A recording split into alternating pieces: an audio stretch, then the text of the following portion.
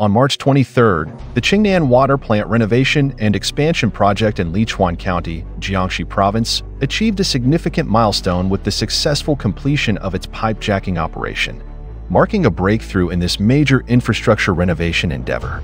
The project spanned an impressive jacking distance of approximately 1,000 meters, navigating through extremely complex geological conditions that included diverse layers such as sandy clay soil and granite.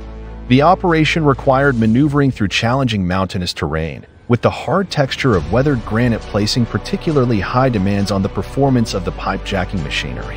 In the face of these daunting construction challenges, Tangxing Technology's HRC 1,200mm small-diameter hard rock pipe jacking machine leveraged its formidable crushing capabilities and stable performance to accomplish efficient jacking operations within constrained spaces. This project's successful execution showcases Tangxing Technology's pipe jacking machine's ability to deliver outstanding construction outcomes amidst multiple challenges, including lengthy distances, intricate geological conditions, and restricted sites.